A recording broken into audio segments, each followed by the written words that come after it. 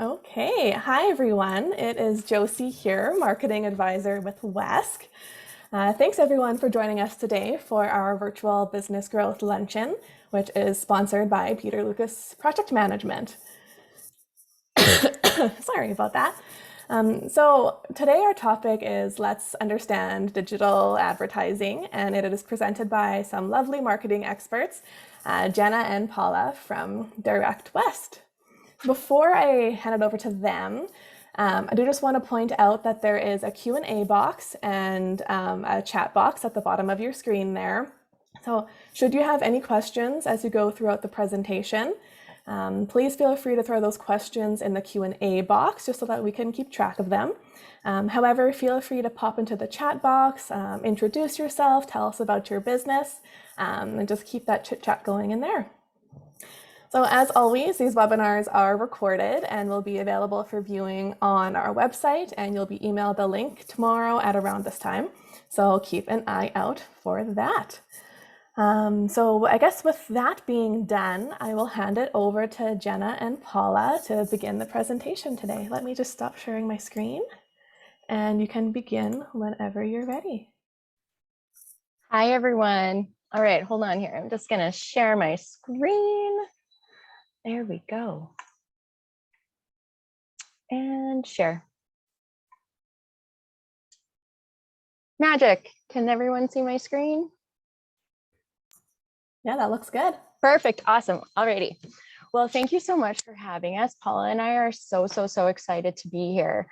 We were asked to put together a little something in terms of wanting to understand what digital advertising is. So we kind of made a little joke about that. We said, people spend enough time online that it really could be considered their second job. And I will say that's definitely something that I can attain to. Not only do I do that here at work, but I do it at home in my personal time as well, and for my other positions. So yeah, it's pretty funny in that sense. Okay, alrighty, just switching slides here. There we go. So what we're going to do today is we're going to obviously explain to you who we are. We're going to talk about what digital advertising is, explain why you would want to consider investing there, what you're going to need to get started. We're going to talk about the differences between the platforms. Paula's going to go through explaining what the difference is between organic and paid advertising. We've got a couple of trends for you at the end. And then, of course, we'll recap, as well as have a time period for you to be able to ask any questions. So on that note, we're going to get started. What's our goal for today? Well, primary goal number one is to make sure that you do not fall asleep during our webinar. We all know that with the pandemic and everything moving into Zoom, sometimes these online events are not as, what's the word that I'm looking for? They don't have that same je ne sais quoi as if you were in in-person one. So our goal is to try to be able to deliver that to you without you falling asleep. We also giggled. Our other goal is to try not to swear. So, but our real goal is to have you walk away feeling comfortable about digital advertising and making sure that you feel ready to play within that market after today. So let's start off by explaining who we are. My name is Jenna. I grew up in Regina. However, I have lived in both Regina and Saskatoon for work. I've got over 15 years marketing experience. I've done some work with private agencies, done promotional branding. I've been here at Directwest for over 7 years. Currently, I'm a product manager and I do manage all of our social and digital advertising products.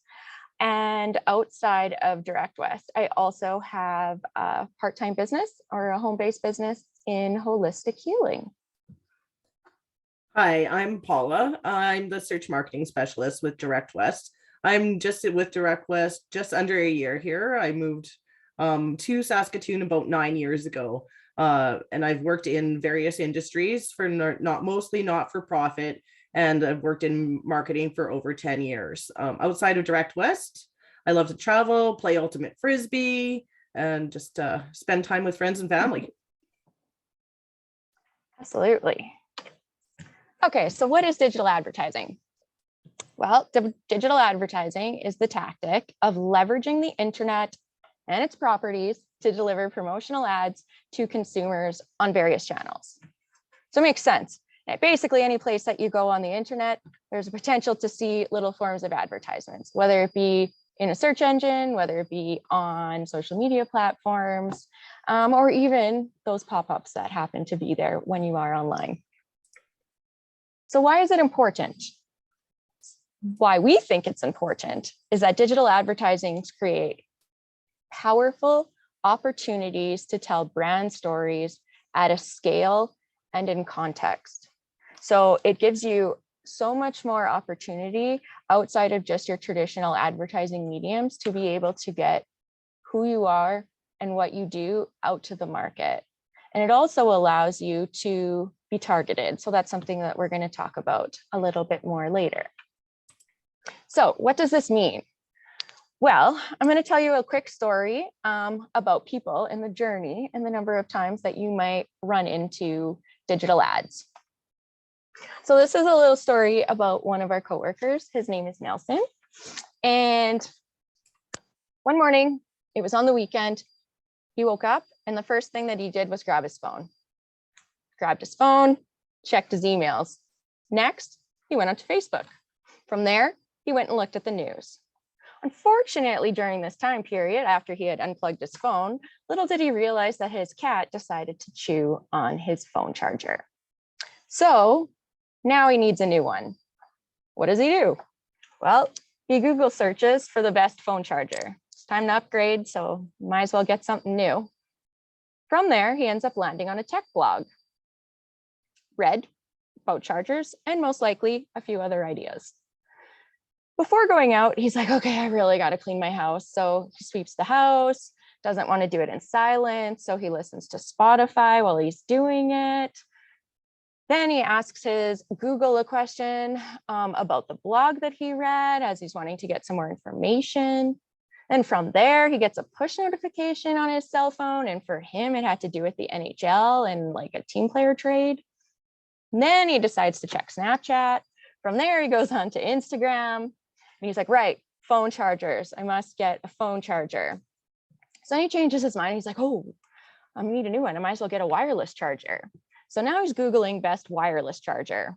And then, of course, back to the Snapchat, got to catch up on YouTube, got routed into a couple YouTube videos. Now it's like, okay, I want this wireless charger. Where in Regina am I going to go get this? So Google's where to go. Ends up popping back up onto Facebook. Looks on Facebook for visions. What are their hours? Ends up on Instagram, checks the Blue Jays score, tells a buddy that he was going to meet for lunch. Hey, I got to go pick up this phone charger because my cat ate it. They end up talking about a couple of different products. He ends up driving to Audio Warehouse, so a local business here in Regina, reads the reviews, talks to the guys inside about which one to buy, and boom, purchase. Well, in that story, there's 21 opportunities that are being delivered in this one buying cycle for him to be able to see ads. So the purpose of this story is really just to put it into perspective for you in terms of how many different opportunities there are and different platforms and things that you could consider within a digital advertising strategy. So these are them. These are some of the different platforms that you can put it on. If we were to build a pyramid of all of the different items and platforms that you could advertise on it, Google Ads is definitely the king. That's where the majority of the money is being spent. From there, we're really starting to scratch the surface in terms of what the potential is. So even though Google's up at the top, there's still all of these other places that you do have opportunity to advertise on. And in a few moments, Paula is going to go through them individually for you to explain what some of the benefits are and some of the most important things that you need to know about those platforms. So let's break it down in terms of what's familiar. As I had said, Google Ads really is the one that's probably the most familiar for people. Somewhat familiar would be your YouTube for business to business. You've got your LinkedIn advertising. Less familiar ones that people don't realize that they can get out on is places like NHL, The Score, Spotify, as well as the Weather Network. And then, of course, there's all your social media channels that also have advertising opportunities on them too. So there is different types of digital advertising that you can do.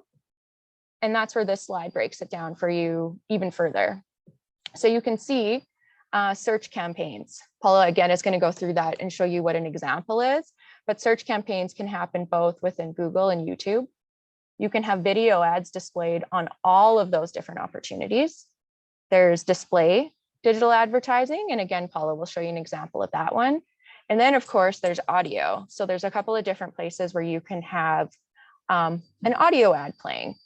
One of the things that our media advisors like to tell businesses about is the opportunity to reuse content and creative. So I'm going to be honest, if say you've already invested in a radio ad somewhere, well, there's a perfect opportunity for you to repurpose that ad and put it onto another platform and another space.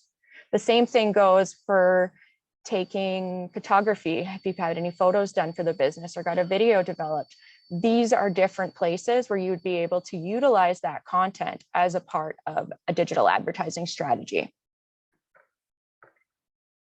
So why should you invest in digital ads? What are you going to get out of this?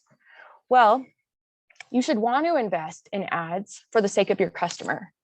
So that first part is being able to offer an omni-channel experience or a multimedia experience.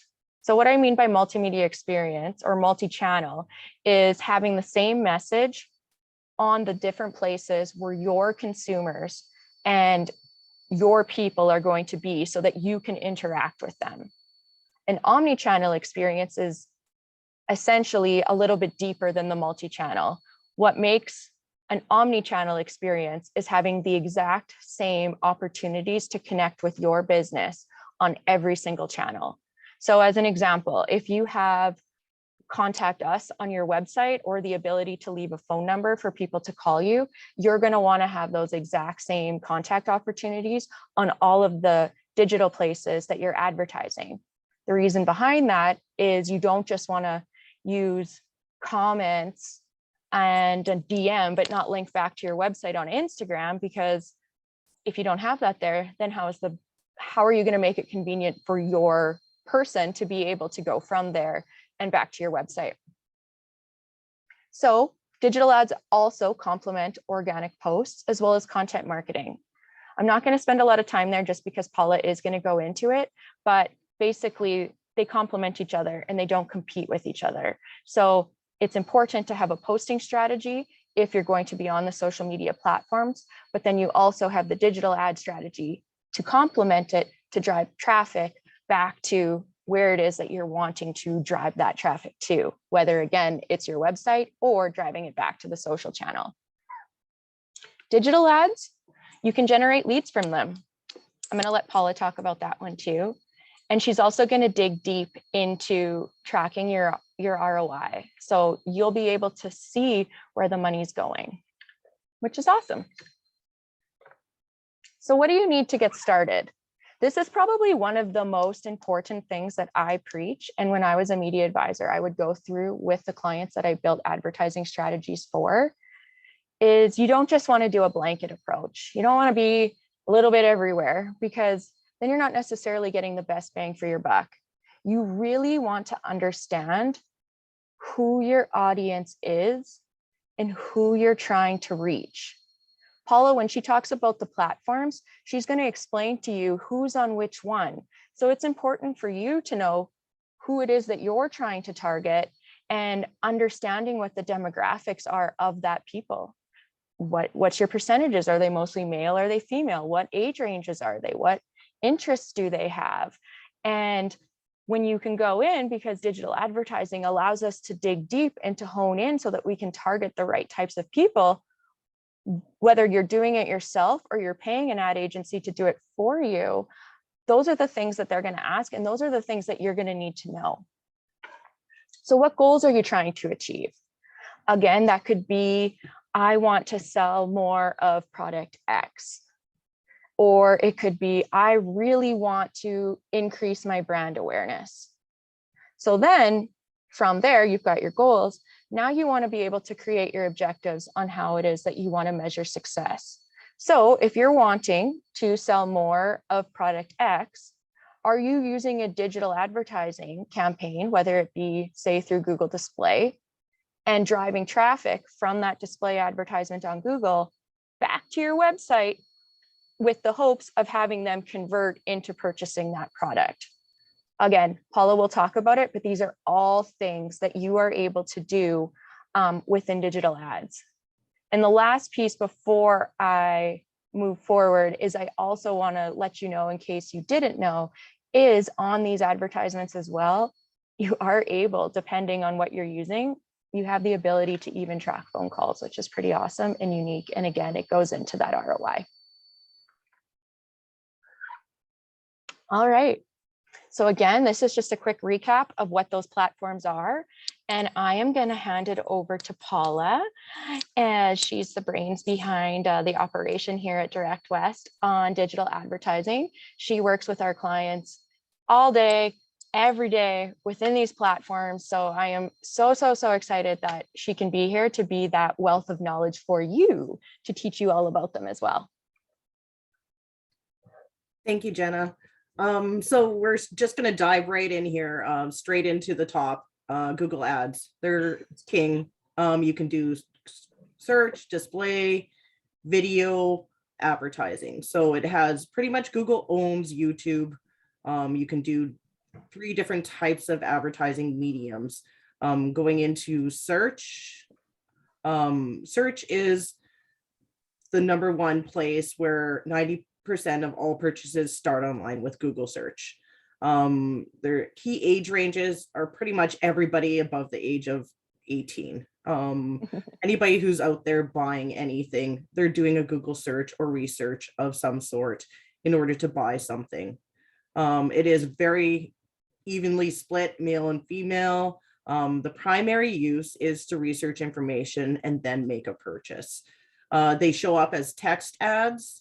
And they show across Google and YouTube, and pretty much the goal is to show up on the first page when somebody types in a keyword related to your business. And they can be served across like the display network and the YouTube networks as well. Going into display, this is Google Display. The key age range is exactly the same as search. There is a difference slightly as to the primary use. It is really meant to influence retargeting and brand awareness. It is meant to influence purchase. There is over 2 million websites on the Google Display Network, on websites, apps, videos. And so pretty much you're being shown across a large network of websites that Google advertises on and display ads. They are an image ad. And its reach is about 90% of the internet users worldwide. I will just briefly touch on what retargeting is. It is when you really want to retarget people on this platform who have either visited your website in the past and didn't complete a purchase. You can retarget people who have visited your website in the past, or else you can just target your current members. There's lots of opportunity for keeping your message and your brand in front of those customers that are interested in your product or service. There's also ways to target different audiences as well. So moving into YouTube, this is the biggest video display network out there. Everybody knows what YouTube is. Right now, there's active users of 2 billion people on YouTube. The key age ranges are mainly 15 to 25. It is a younger demographic that is on YouTube right now. Very evenly split, same as Google. Primary use is still very similar to the display. It's meant to influence retargeting and brand awareness. On mobile alone, YouTube reaches more people in the 18 to 34 demographic than any TV network out there. It is really where people are for video nowadays versus owning like a TV or buying cable or of any kind. Also, video ads work best if they're 6-second, 15-second, or 30 seconds. Anything, we don't recommend anything over a minute or a minute, just because people's attention spans are much lower. In order for somebody to really interact with it, it needs to be a short, quick video. Next. Thank you.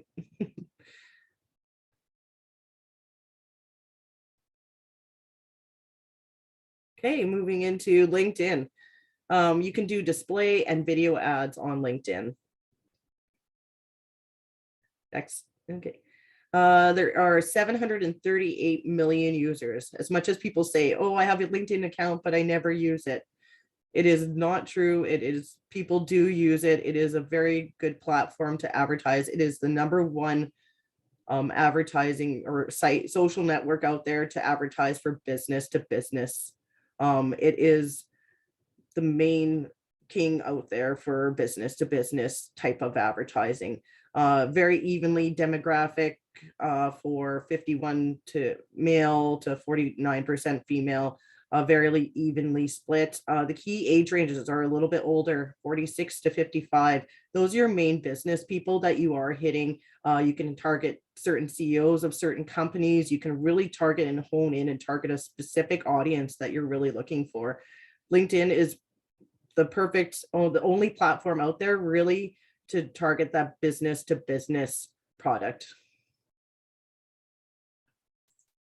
We're moving into social media, display and video ads. You can do image ads and video ads all across different types of social media here. Facebook is the king of social media advertising. They own the whole, pretty much almost every share of that. It's the biggest paid social channel with the highest ROI and compared to Google search advertising. Those two are the biggest ones out there. There's 2.7 billion users on Facebook. The key age range is a little bit higher at 25 to 34. That it doesn't mean like that it is, that's all that's on there. That makes up 26.3%. That is the main overall share of that and the highest share of users on Facebook. Very much more leaning towards the female demographic. If you have a product that really kind of speaks to the female demographic, Facebook is the place to advertise on. It really, its primary use is really to influence and to drive decision and brand awareness. Next, Instagram is on the same ad network as Facebook. Facebook owns Instagram. There's over 1 billion active users on Instagram. The key age ranges are just slightly lower than Facebook, but very similar at 25 to 34. It's popular amongst mostly females as well, just because there are very similar platforms and social platforms, and its primary use is exactly the same as Facebook. Instagram is the social channel with the second highest ROI among marketers, mainly because it is partnered through Facebook and you can run the ads through both of them at the same time. Snapchat, this is a new one on the board, not necessarily new, but it is still growing. It has 265 million users with 75% of its age range of 13 to 34. It is a much younger demographic, very targeted towards a female demographic. Its primary use is meant to very much same as display of any kind. It also has the highest engaged user base who manages to open the app 30 times per day on average. It is pretty much the static display image can be swapped out for a video, and it can be served as well. The only difference is Snapchat, TikTok, they both have a vertical format for their images and video. Twitter, it's Twitter's still around, and it's been around for a long time. An interesting thing about it is its key age range is 30 to 49. That's 70%, 75% of all their active users. 187 million people are on Twitter. The really unique part about it is very popular amongst male crowd. This is one of the only platforms that is popular on the male landscape. It is good for advertising for sports. A lot of people like men are on this platform versus more than any other social media platform. Another thing that to note is 42% of Twitter users are degree holders, which really generally indicates a higher earnings amongst users. So people are generally having a higher income and are more educated on Twitter. It's super funny, actually. I'll pipe in on this one. I used to be so active on Twitter 10, 15 years ago when it first came out. I was all over it, tweeting all the time, retweeting. Is, to be honest, there's probably useless information on my part for it. But over time, as the other platforms came out, I started to spend more time on Facebook, and then I started to spend more time on Instagram. And I'll be honest, I've dabbled into the TikTok world too, as well as Snapchat. But why I'm bringing this up is my partner, he is 39, and it's hilarious because his primary platform that he uses is Twitter. He goes onto Facebook, he stays connected, as he also has a side business out of the house. So, I mean, he's there and he's on it for the business purposes, but for personal purposes, not at all. I mean, if anything, he's just being a nice guy and going and liking all my posts or things that I share. But primarily, Twitter is where he goes for his news, where he goes to chat about sports, where he goes to learn about what's happening within Regina or world or any sort of the events out there. So when Paula was explaining this one to me, I definitely giggled. I'm like, hey, I don't use it, but clearly my partner Chase fits into this demographic. Thank you, Jenna. Yeah, that's very much really reflected within the stats for that platform, is that it is very much more male focused versus Facebook and Instagram that is very female focused. Moving into the new kid on the block here, this is TikTok. There's 100 million active users on TikTok, and it is growing exponentially every single day. Your key age ranges are much younger, 18 to 24, which makes up 27.5% of all users on this platform, on this social media platform. Very popular amongst the female crowds, very similar to almost every other social media platform other than Twitter. It's primary use exactly the same. If you're going to advertise on Snapchat, I would recommend definitely advertising on TikTok. Those two platforms use a very similar or the same format for advertising on. And to really keep it, video is pretty still king. It's the best platform way to advertise on these two platforms. Another interesting fact is TikTok users spend 21 hours a month using the app. It is not a fad. It is here to stay, and it is very, very much growing exponentially all the time. Okay, moving into audio. This is another way to advertise out there. There's Spotify, iHeartRadio. So moving into more information about Spotify, 163 million ad-supported users. So those are people who haven't necessarily bought the premium account. You can still serve ads to them in some ways. Even with premium, you can still get visual ads served to you. You just won't get the audio ads in between. Key age ranges 16 to 24, which makes up 28% of all users. Popular among very evenly split. Same as Google, same as all of those. It is very evenly split amongst male and female. Its primary use is to influence and brand awareness, just like radio. If you're advertising on radio, you should be advertising on Spotify and iHeartRadio as well. 1 out of every 5 minutes spent on Spotify free it's in the foreground. So it's actively means that it's being looked at by somebody, and somebody is looking at their screen while listening to Spotify. You can serve audio and video assets on this platform. Okay, this is the rest. We're going to talk a little bit about the rest of the internet for display, video, and audio. These are pretty much You have a bunch of websites that aren't part of the Google network, or else they have other opportunity or ad space that isn't part of the Google network. So there is a large portion of that. That makes up 55 million or 55,000 extra other websites out there that don't necessarily aren't part of the Google network. So there's opportunities to advertise through display on those ones.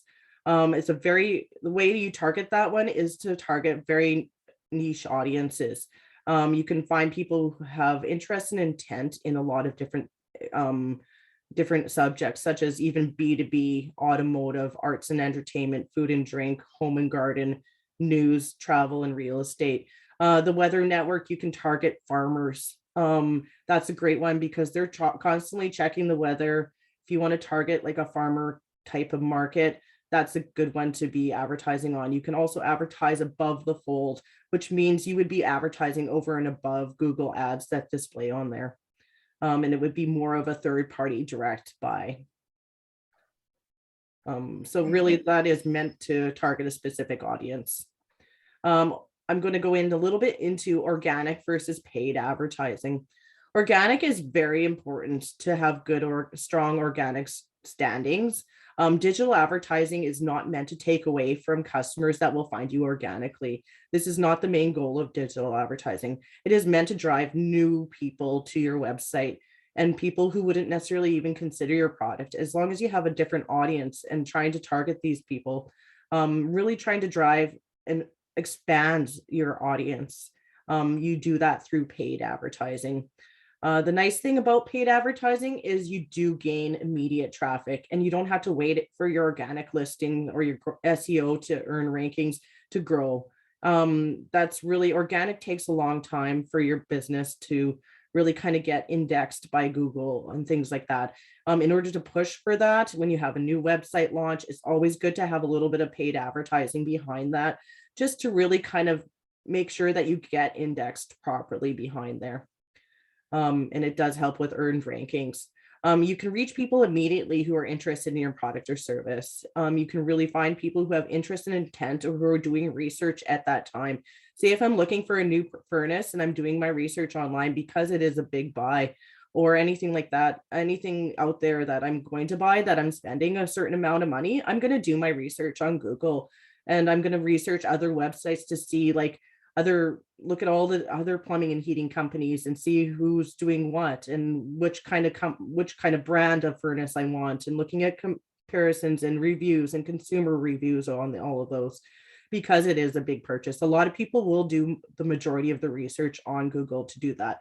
And so it's good to get in front of your customer, and you can really, really get in front of those people right away. You really know who you're targeting. So you're not just throwing your ad out there to just in general public and seeing who actually interacts with your ad. It's really perfect in a competitive digital landscape for brand awareness and reach. And so anybody who is advertising out there, it's really good to be competitive. And if you're not advertising out there in any type of digital advertising, you will get lost as the world is changing and people are changing their habits and shopping online and doing different kinds of decisions with the internet now. How much should you be spending? According to Business Development Canada, the average business should be investing approximately a certain amount per year online. These are kind of general numbers according to Business Development Canada. It's always growing, it's always increasing each year as the digital landscape is changing constantly, and it's also becoming more and more competitive and expensive. So for a small business with less than $2 million in sales, it's approximately $1,000 to $1,200 a month as to what you should be spending on online marketing. However, if you don't have that and your budget's quite a bit less than 2 million in sales and you're just getting started, even if you're throwing $50 a month, anything to really kind of make sure that you're getting some kind of digital advertising space out there, and that you're showing up out there.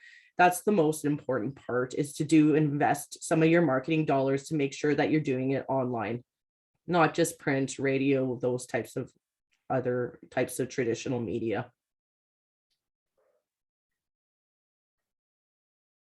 So let's talk ROI. You want to return on your investment. Anything that you're spending online, you should be generating some type of return on investment. In the digital marketing world, we call that return on ad spend.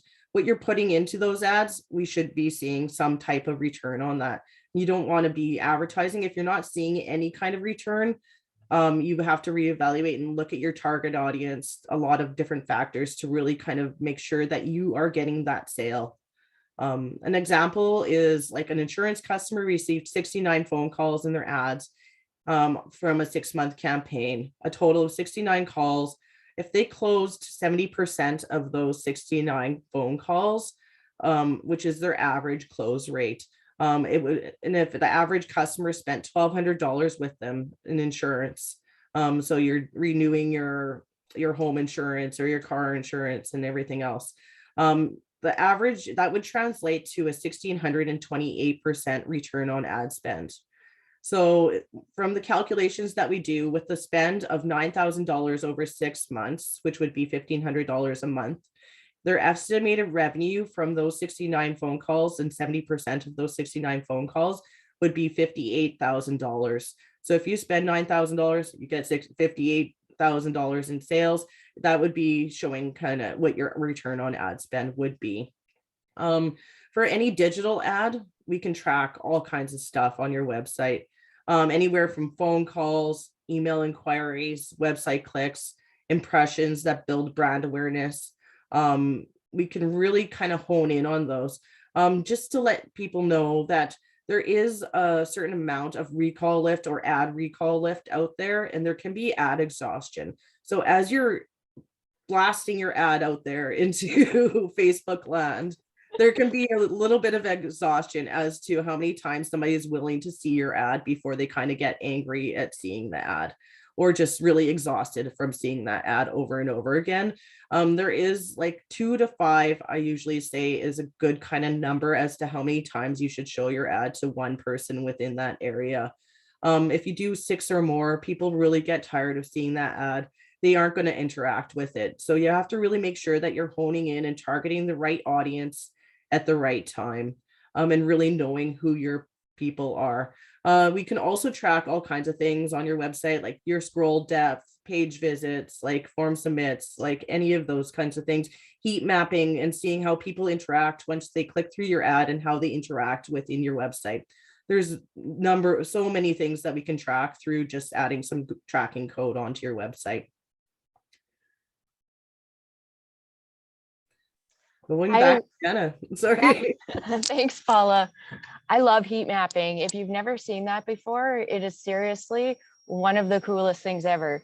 What they will do is they will take one of those ad campaigns that Paula described, and then normally, this is at least how I've seen it, they'll link it back to the website. And the goal is to try to have me, being the user, go onto the website and do something specific. So they map it, and that allows them to monitor the mouse movements, and you'll see where people are clicking, where they're stopping. And, you know, if your goal was to come to this space and to do something, if it wasn't prominent or in the right spot, the heat map will show you what people were actually doing versus what you thought they might do. And then it can be used again to, you know, reconfigure, do it again, play with a different ad, and do A/B testing. So it's like, okay, this one went this way, let's do another one this way. So it's just so cool in terms of all of the different things that you can do with it. So before we wrap up, I did want to talk about a couple of major trends, or at least some things that I've been noticing in my world and updates that I've been providing to our media advisors. And one of the first ones, which is not on the screen, but I am going to mention it, it's video. Video is booming. And it is so important for your marketing strategy. Video is the perfect way to show and to not tell your audience what it is that you're all about. It's awesome for your website. It is perfect to put into organic posting strategies. You can use little video snippets for the different ad campaigns that Paula described to you. And I find, well, at least for me, that's one of the things that catches my attention when I'm spending time on the platforms. And if you're not sure what catches your attention, I recommend that over the next few days, just make a little tally, whether it's in your phone or in a notebook. And when you're scrolling through Facebook or scrolling through Instagram, make a note of what catches your attention. If it's a video, make a little tick and see how many times video caught your attention. And it'll be a way of showcasing you. If it does it for you, it most likely does it for others. So Paula talked a lot about the different networks. And I thought that this slide was super important to showcase to you where people are still spending their time and what the potential plan could be for you guys moving forward, or at least some things to think about in terms of when you're building your advertising strategy. So Paula mentioned Facebook and Instagram are king, and that's true. You can see that. You can see that both of those bar graphs, one from 2020 and one from 2021, are indicating that they are still at the top of their game in terms of usage. But the piece that's interesting, or at least the thought, what flagged me, was not that Instagram's going anywhere or that it's leaving, and same with Facebook. It's just that it's starting to go down. So you can see that there was a change of 25% on Facebook and a change of 40% on Instagram. So that doesn't mean me saying, hey, you don't advertise there, because 100% that's the most used platform. But what I'm suggesting to you is it's important to start thinking about those other platforms that your users and your audiences are using, so that you can have that multi-channel experience in terms of getting in front of them for recognition in more than one place. So let's look at the other two that I wanted to highlight, and that is TikTok and Snapchat. I know, unfortunately, I can't see who's here, so I can't make assumptions on what I think you know about these platforms. But what I am going to say is, if I could put myself into a grouping of people, I'm 35. I did use Snapchat. When TikTok first came out, I thought, yeah, I don't know if I need this one. I did know it was super important for businesses. And now I'm on that thing all the time. So Paula did describe to you that it is a much more, or it's a much younger demographic, but I can tell you all of the people who are my age, they're on it too. It started off as a place to monitor their kids, but then it turned into them doing a couple of different searches and actually getting super active and involved in the platform and enjoying being on it. One of the things about TikTok is if you search or if you like certain things, that algorithm is going to be all about you and what your interests are. So if you like shoes or bags or makeup tutorials or any of the things, advertising, you want to learn about anything, you search that in there and it's going to start piping towards what it is that you're interested in. And again, why I bring that up is look at the growth. So it is growing, and it is growing a lot. TikTok had a 700% growth in usage, and Snapchat had 1200%. A lot of people assumed that with TikTok coming in, that was going to decrease Snapchat and that people were most likely going to move from one platform to the other. But that is definitely not the case. Okay, so let's recap. What did we learn today? Or what are those key things that we should really be taking away? Ooh, and there's a Q&A. I'm so excited to look at that. So what did we learn? Well, understanding your target audience is so important. You need to know who it is that you're trying to target so that you can put yourself onto the right places and to start building that strategy and plan of where you're expecting your potential and future customers to be. You also need to know your platforms. This is really important if you're going to be doing your own marketing strategy and you're not going to be working with an expert or working with a company. And it's, again, you need to know who's where, what's their time spent, when are they on there, why is it important for me to put my information there, what are my goals, what are my objectives. So again, you're trying to select your platforms based off of who it is that you're trying to target, and not where do I think I should be. It's where are your people, so that you can make that very consistent. Another thing that I want to point out is Paula did talk about the budget, and she obviously showed you statistics of what the organization thought that businesses should spend based off of how much they make. But she also explained to you that, spend what you have, especially on a starting point. But the only thing that I want to explain to you is, she said, if you have $50, try $50 and see what you get out of it for the month. I want to point out, and I think this is fairly straightforward and most people would get this, but your results on $50 and your results on $1,000 are going to be quite substantially different. So you cannot expect to get the same level of results from 50 as you would from 1,000 or 1,200 within those platforms. But that being said, you need to start somewhere and you need to see where that growth is so that you can start to build your campaigns to match and to learn in terms of what it is that you're trying to get out of it. So the biggest thing is your level of the amount that you're paying. It's going to indicate what type of exposure you're going to get on those platforms. And I spent a lot of time talking about TikTok and Snapchat and how much they've grown. So I think I've hammered that one on the head in terms of for you guys.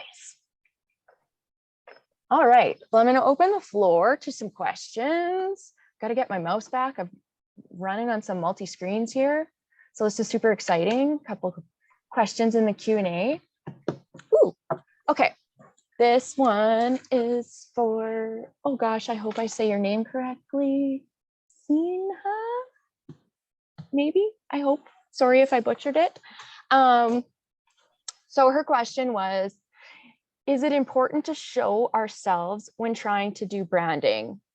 Is personal information, is it important? Like, is personal information as important for lifestyle?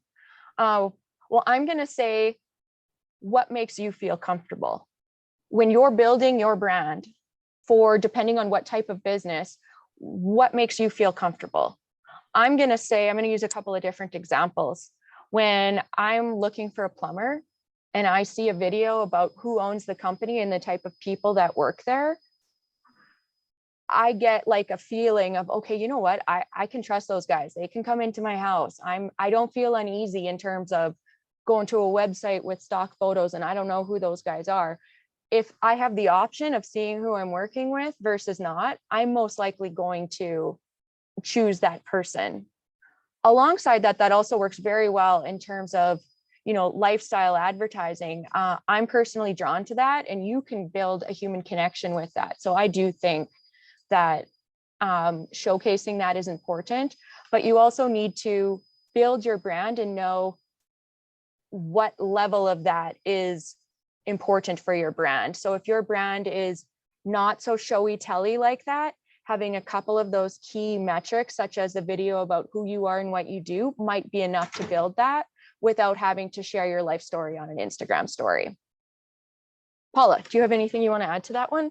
I think just being authentic and really kind of showing a more personable type of product and generated or brand awareness towards your product. I think that is always important and key to any type of marketing strategy, to make it relatable to people or your target audience. Okay. Ooh, this one is for Paula. Yeah, that's for me. I'm excited. The best way to track return on ad spend for your social media marketing strategy, it can differ from every industry as to what you're really generating.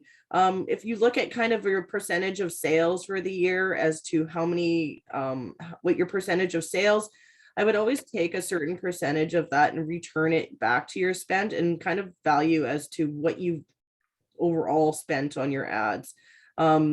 You always have to do some form of marketing anyway for any business. But tracking that, you can track, it depends on what is important to your business. Is online sales, having a e-commerce site, is that really important to your business, or is just general website and brand awareness important to your business? Finding really what's important and then tracking as to how many people are converting on that and having a percentage of conversions, and then tracking what you have spent on those ads. That is the best way to really track it. I'm not sure if that really answered the question overall, but it does differ per industry quite often. But for me, when I'm tracking ad spend, I really like to track phone calls on websites. A lot of small businesses in Saskatchewan really kind of value a straightforward phone call versus directly towards a online sale. Not all these websites have online shopping or e-commerce sites. So really kind of having that still personable type of interaction with somebody who phones your business, that is still important into Saskatchewan businesses, and having that personal touch. Absolutely. Just to give you an example from my personal side business that I have, One Pablo, I would say that one of the things that I personally track is I do holistic healing. So I'm appointment based. So I've been using advertising to do two things for me. One, I'm trying to build brand awareness because my business is relatively new. So I'm trying to get my name out there, and I'm tracking that through impressions and reach of my ad. Not necessarily likes or those pieces, but I am looking at that. But I'm also, because of brand awareness, I'm tracking my website and the number of people that are coming to my site. So just because they didn't click on my ad, if I'm noticing overall that there is a large increase in terms of website traffic, it's fair to say that there could potentially be a correlation from somebody seeing the ad and then going and doing a search for my business. But a primary one that I can track as well is the number of people that book appointments within that time period. And if you've got book now and you click and then you're getting that appointment booked, that's another way that you can track it. So Ashley's got, what does Directwest do to facilitate digital advertising? Okay, well, let me tell you all about DW. We are a subsidiary company to SaskTel. So we're in the same family as SaskTel, but we focus on the advertising and work with small businesses to help them build their marketing plans. So as a company, we do all sorts of different things. We can offer businesses software so that they can do their own social posting. We can do digital advertising, as Paula described. Everything that she talked about is all something that Directwest as a company is able to do for businesses. We do digital billboards, direct mail, if you're wanting to get out in that way. So all sorts, basically you name it in terms of digital advertising, and we're there. If you want to talk to somebody, go to dw.com. I'm also going to put a shameless plug here. In February, we're giving away a free marketing playbook for small businesses. So sometimes in the beginning of February, it is going to be on our website. It'll be like up in the top heading banner, and you'll be able to click on that and download a marketing playbook to give you some other ideas on things that you can do to build your marketing plan. I will answer Jeanette here. For Facebook ads, it is very important to put tracking pixels on any of your ads. For different types of tracking, you can do Google Tag Manager tracking on your website. There's a lot of different options out there, and to really kind of check on those conversions. For people who have left and didn't complete their orders on carts, that is common on a lot of websites. And this is really important as to going back to the remarketing and retargeting towards that customer, and really generating, and by putting the right tracking codes onto your website and those ads, you're able to remarket to those customers by serving them, hey, I saw you left your checkout cart, here's 10% off for your next order. Just really kind of retargeting those same people who left your website. You're able to generate those lists on your website through having the proper tracking codes on there. Absolutely. Jeanette, what type, I don't know if you're able to answer underneath your question, but what type of business do you have? I'm going to say I am queen for doing that. So I'm sorry if I've ever visited your business website, but I do that all the time. It's like you get buyer's remorse before you hit, okay, I'm going to get this. So I'll like get everything set up and I'll do it, and then I'll leave it and I'll be like, okay, maybe I'll go back tomorrow and do it. And 9 times out of 10, I go back the next day and do it. But I will say there's definitely been times where I've left it a little bit longer, and those retargeting ads have come back to me, and it's been like, hey, Jenna, remember those pants that you put in your cart? And it's like, yes, I want those. Okay, I will do it. So I'm guilty of that.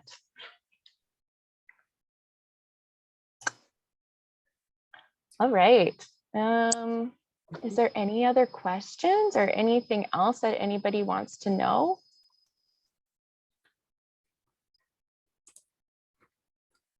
It doesn't look like it. I think we'll hand it back to Josie. Yeah, I'm going to stop sharing and give it back. All right. Well, thanks, ladies, for the great presentation. I know being in marketing myself, that was super informative. I hope it was as well to you attendees out there. I hope you found something valuable in there. I'm sure you did.